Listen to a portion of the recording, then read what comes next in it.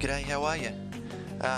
Today I'll be doing a quick review on the titanium BM51.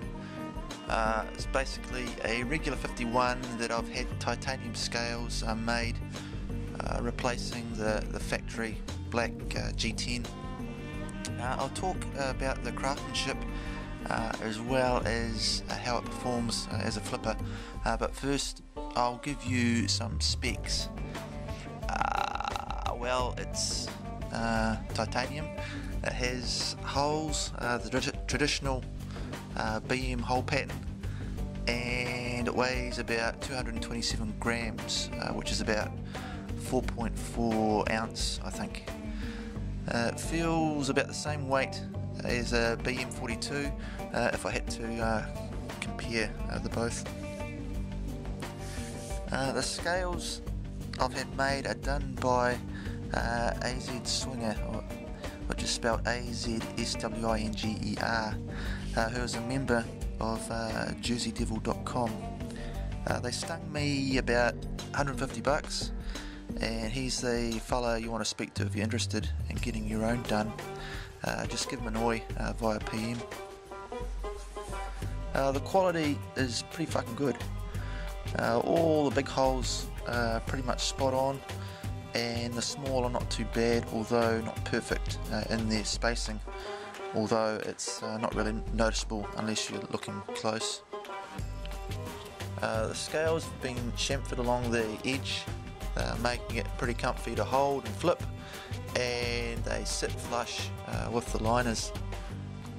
The indent along the side of the handles hasn't been contoured the same as the scales, so it just runs straight. I suspect that if they were contoured, the scales to match the line would probably screw up the hole pattern. I don't really care, it's fine how it is for me. The spring latch and the clip are pretty much identical to the factory 51. That's what I've got to say about that. Alright, on to the flipping. This is so much better to flip than a regular 51. Just is, no arguments, it's better. Regular 51's fast but doesn't carry the momentum, so you have to really create your own, especially with helix, hellbent, cherry picker type moves. It's got these small stainless steel spacers which don't really help much, so with the TI scales it's still a neutral ballet to flip, as in the weight isn't in the rear like an Alpha Beast, but the added weight along the length of the TI scales gives that extra momentum that the production 51 doesn't have. I found that with the production 51, because of the lightweight, it wasn't very forgiving. If you weren't bang on the money with your tricks, it was easy to disrupt the flow, and the TI scales have fixed that. It's still a fast balisong. The scales haven't slowed it down any, and it's lightning to twirl or whatever. I can do all my usual tricks with this better than I could with the production. I'm just more consistent with the heavier TI. I think that if you liked the production 51 as a flipper, you'll like this more. If you didn't like the production 51, you'll like this. It's fucking cool. The only things that could make it better, I think, would be slightly longer handles and bigger spaces. I don't transfer the TI-51 as well as longer knives, but that's just sort of my preference. I like the longer handles. Now I'll probably class my TI-51 now as a serious competition flipper.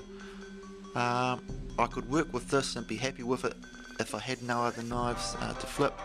If I had to rank it with other knives I have, it would probably be slightly behind my 42. What else do you want to hear? Before I got this knife, I expected that it would sound different from a production 51. It doesn't. It still sounds the same. Not sure if that's because of the TI liners or what, but it pretty much has no sound change. Because of that, I think it's sort of tricked my brain into thinking that it still feels plasticky to flip. I don't know, but it does to me. All up, this knife has cost me a little over 300. I don't think that's not too bad if you ask me, especially for an all TI Balisong. If you're sitting on the fence and undecided, in my opinion it's well worth it. 51 was always an awesome EDC, but average flipper. Now it's both. That's all I've got to say about that. Like I say, if you want yours done the same, head over to Jersey Devil and fire a PM at AZ Swinger. Thanks.